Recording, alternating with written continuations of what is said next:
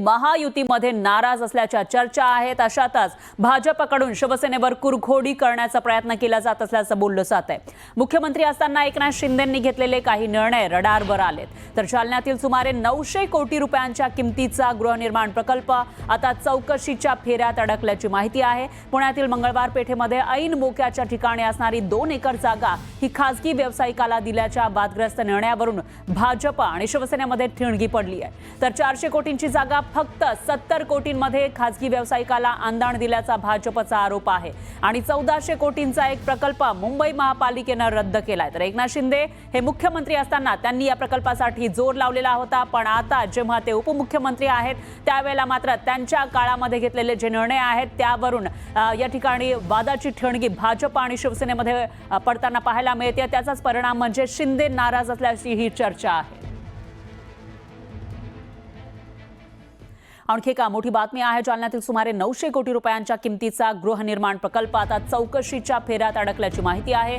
जालना इथली सुमारे 900 कोटी किमतीचा गृहनिर्माण प्रकल्प जो 2020 मध्ये अव्यवहार्य असल्याचं सिद्ध झाल्यामुळे रद्द झाला होता, तो प्रकल्प फेब्रुवारी 2023 मध्ये शिंदेंच्या नेतृत्वाखाली पुन्हा सुरू करण्यात आला। नगर विकास विभागाच्या अखत्यारीत येणाऱ्या सिडकोने 2019 मध्ये जालना जिल्ह्यातील खरपुडी गावात 301 एकर जमिनीवर एक मेगा गृहनिर्माण प्रकल्प आखला होता।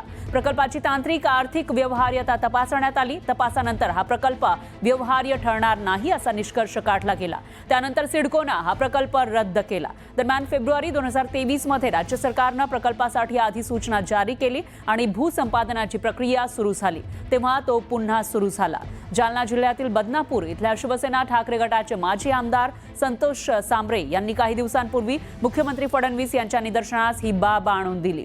एका खासगी सल्लागाराने दुसऱ्या अहवालामध्ये फेरफार करून सिडकोवर हा अव्यवहार्य प्रकल्प लादला, ज्यामुळे 900 कोटींची लूट झाली।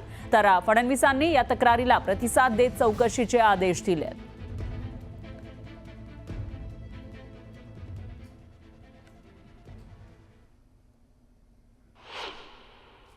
त्यांच्या सरकारचा अंतर्गत विषय।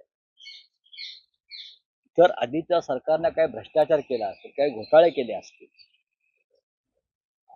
सरकारी तिजोरीवर डल्ला मारला असेल, लूट केली असेल आणि राज्याचे विद्यमान मुख्यमंत्री देवेंद्र फडणवीस यांच्यातला एक सच्चा आणि प्रामाणिक माणूस जागा झाला असेल, आम्ही जुने फडणवीस बघितलेले आहेत आणि त्यांना या सगळ्याची चौकशी करावी अशी तीव्र इच्छा निर्माण झाली असेल, त्याचं स्वागत केलं पाहिजे।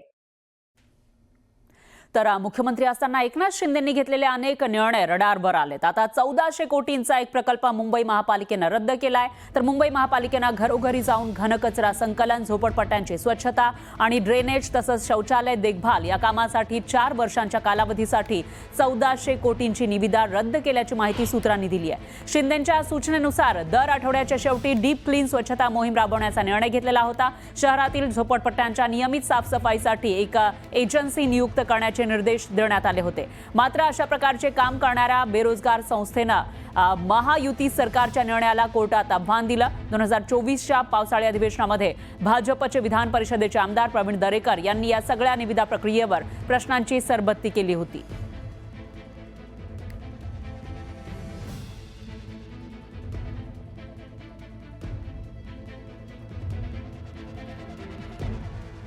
तर बीएमसीने जो प्रोजेक्ट रद्द केला आहे त्याविषयीची अपडेट आपण घेणार आहोत। दरम्यान आणखी एक मोठी अपडेट आहे जालन्याच्या गृहनिर्माण प्रकल्पाविषयी। शिंदेंच्या काळातील आणखी एक प्रकल्प रडारवर आला आहे। जालन्यातील सुमारे 900 कोटी रुपयांच्या किमतीचा गृहनिर्माण प्रकल्प आता चौकशीच्या फेऱ्यात सापडल्याची माहिती आहे आणि याच विषयीचा आढावा घेतलेला आहे आपल्या प्रतिनिधींनी। बघूया।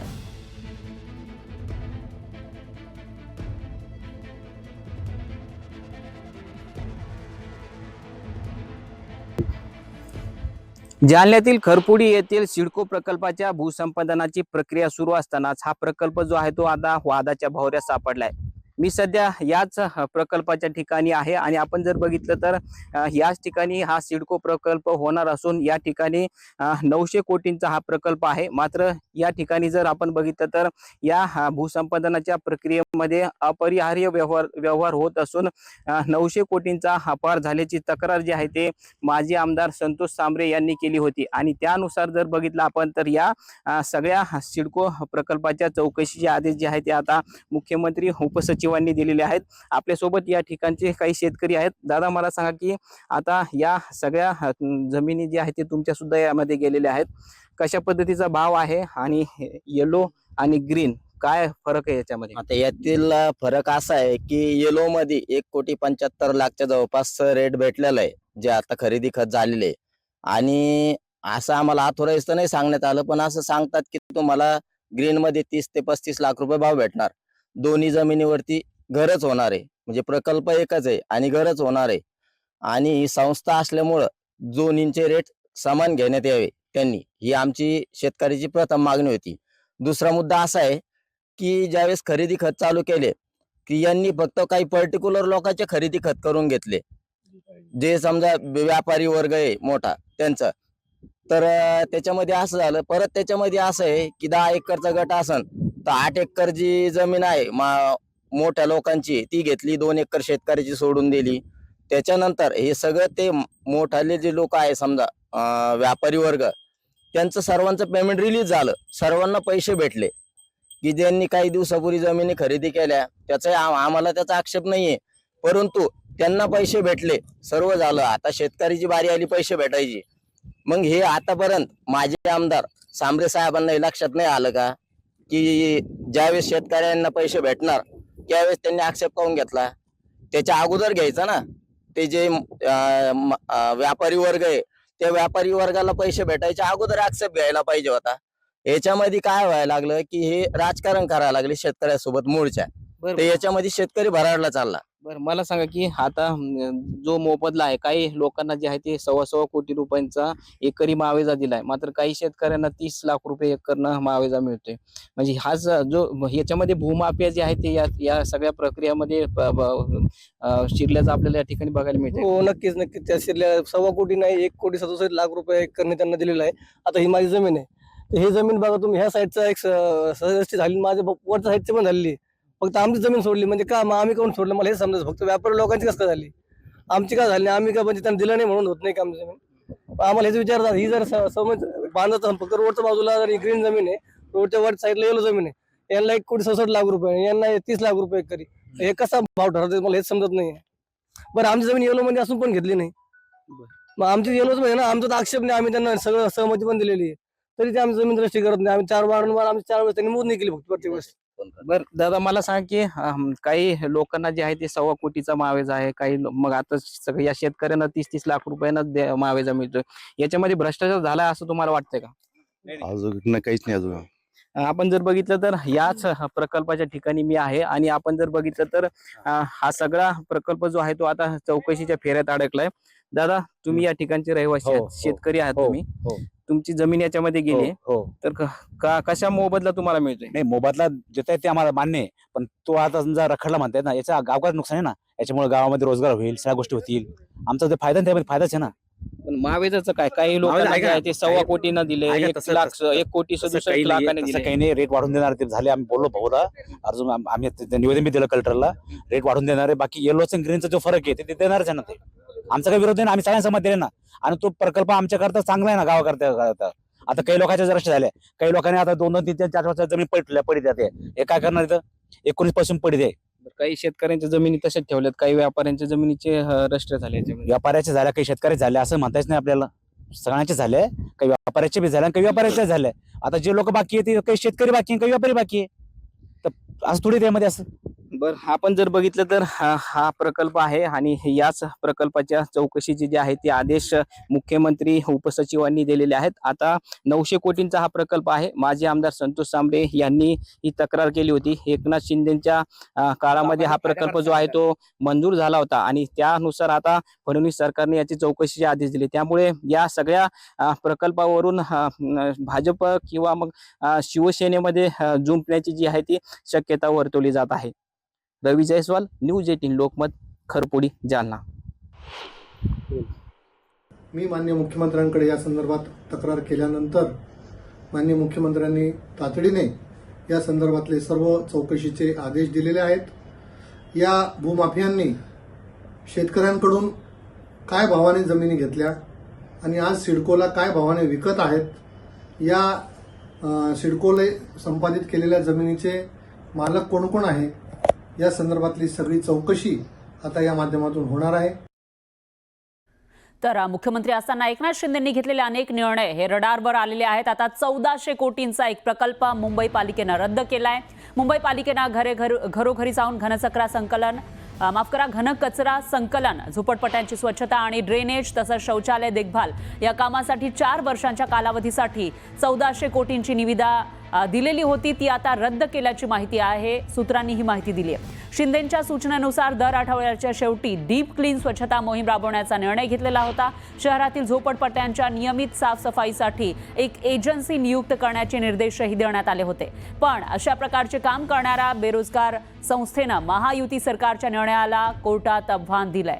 तर 2024च्या पावसाळी अधिवेशनामध्ये भाजपचे विधान परिषदेचे आमदार प्रवीण दरेकर यांनी या सगळ्या निविदा प्रक्रियेवर प्रश्नांची सरबत्ती केली होती. मुंबई महापालिकेला सध्याच्या कामासाठी दरवर्षी 100 कोटींचा खर्च करावा लागतो. तर प्रस्तावित निविदेनुसार हा खर्च 350 कोटींच्या घरात जाणार होता. हा प्रकल्प रद्द झाल्यानं एकनाथ शिंदेंना आणखी एक धक्का बसलाय. जवळपास 1400 कोटींचा एक प्रकल्प मुंबई महापालिकेनं रद्द केलाय. स्वच्छता करतात की स्वच्छ करतात की साफ करतात, अर्थ वेगवेगळे होतात.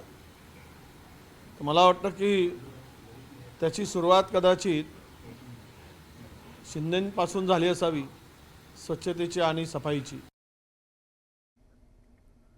तर दुसरीकडे पुण्यातील अतिशय मोक्याच्या जागेवरून भाजप आणि शिवसेनेमध्ये नव्या वादाची ठिणगी पडणार अशी चिन्ह दिसत आहेत. एकनाथ शिंदे मुख्यमंत्री असताना झालेल्या निर्णयाला मुख्यमंत्री फडणवीस यांच्याकडून स्थगिती मिळणार असल्याची माहिती विश्वसनीय सूत्रांनी न्यूज 18 लोकमतला दिली आहे. तर पुण्यातील मंगळवार पेठेमध्ये ऐन मोक्याच्या ठिकाणी असणारी 2 एकर जागा खासगी व्यावसायिकाला दिल्याच्या वादग्रस्त निर्णयावरून भाजप आणि शिवसेनेमध्ये ठिणगी पडली आहे. 400 कोटींची जागा फक्त 70 कोटींमध्ये खासगी व्यावसायिकाला आंदण दिल्याचा भाजपचा आरोप आहे.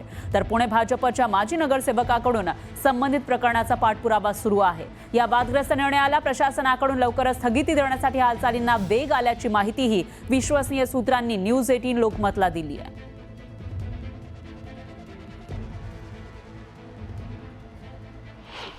आणि याविषयी अधिक माहितीसाठी आपले प्रतिनिधी वैभव सोनवणे हे आपल्यासोबत थेट जोडले गेले आहेत. वैभव, काय सांगाल, ज्या वेळेला शिंदे मुख्यमंत्री होते त्यावेळेला शेकडो कोटींची जमीन ही काही 70 कोटींना दिल्याचं कळत आहे आणि त्यावरून नेमकं कशा पद्धतीने आता आरोप प्रत्यारोप रंगलेले आहेत, काय अपडेट्स आहेत एकूणच? प्रत्यक्षात काय घडलंय याबाबतचं तथ्य जी आहेत ती कागदावरतीच आहे. जो भूखंड बरोबर ससून रुग्णालयाच्या समोर मी आता उभा आहे आणि याच ससून रुग्णालयाच्या विरुद्ध दिशेला जिथं पूर्वी सार्वजनिक बांधकाम विभागाचं जुनं कार्यालय होतं, विश्वेश्वरय्या यांचं स्मारक तिथं आहे, जे ज्यांच्या नावानं अभियांत्रिकी दिवस साजरा केला जातो, ती ही सगळी जागा आहे. साधारणपणे 2 एकराचा हा भूखंड आहे. नव्या इमारतीमध्ये बांधकाम विभागाचं कार्यालय स्थलांतरित झाल्यानंतर ही जागा जी आहे ती काही वेगवेगळ्या व्यवहारांमध्ये सार्वजनिक बांधकाम विभाग अर्थात PWD कडून MSRDC ला देण्यात आलेली होती. आणि गेल्या सरकारच्या काळामध्ये जेव्हा एकनाथ शिंदे मुख्यमंत्री होते तेव्हा ही जागा एका बांधकाम व्यावसायिकाला देण्यात आली आणि त्याची किंमत जी आहे ती केवळ 70 कोटी रुपये लावण्यात आली, असा आरोप आता भाजपच्या नगरसेवकाने केला. यापूर्वी सुद्धा ही जागा बांधकाम व्यावसायिकाला देऊ नये, इथं कॅन्सर हॉस्पिटल व्हावं किंवा शेजारी असलेल्या बाबासाहेब आंबेडकर यांच्या स्मारकाच्या बाजूला ही जागा असल्यानं इथं एका म्युझियमसाठी जागा द्यावी अशी मागणी रिपब्लिकन कार्यकर्त्यांनी करण्यासाठी मोठा मोर्चा काढलेला होता. गेले 3 महिने या जागेच्या विक्रीवरून वादंग सुरू आहे. हा प्लॉट बिल्डरला द्यायचं कारण काय?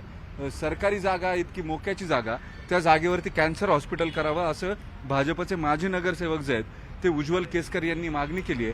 समोर ससून हॉस्पिटल आहे, त्याच्यासमोर या जिल्ह्यात कुठेही कॅन्सर हॉस्पिटल नाही आहे गरिबांसाठी, ते उभारण्यात यावं या जागेवरती अशी मागणी त्यांनी केली आहे. एक भुयारी मार्ग खालून केला तर हे दोन्ही प्लॉट जोडले जातील आणि रुग्णांची सोय होईल जिल्ह्यातल्या, अशी मागणी त्यांनी केली आहे. तातडीनं इथं कॅन्सर हॉस्पिटलसाठी ही जागा जी आहे ती द्यावी आणि त्यापूर्वी बिल्डरला ही जागा देण्याचा जो निर्णय झालाय तो रद्द करावा अशी मागणी त्यांनी पत्र लिहून थेट मुख्यमंत्र्यांकडे केली आहे. जी माहिती आपल्याला सूत्रांकडून मिळते त्यानुसार या सगळ्या व्यवहारामध्ये या जागेची बाजारभावाची किंमत ही साधारणपणे 400 कोटी रुपये सांगितली जाते. असं असताना ही बांधकाम व्यावसायिकाला इतक्या कमी रकमेने का दिली असाही प्रश्न उज्ज्वल केसकर यांनी उपस्थित केलाय.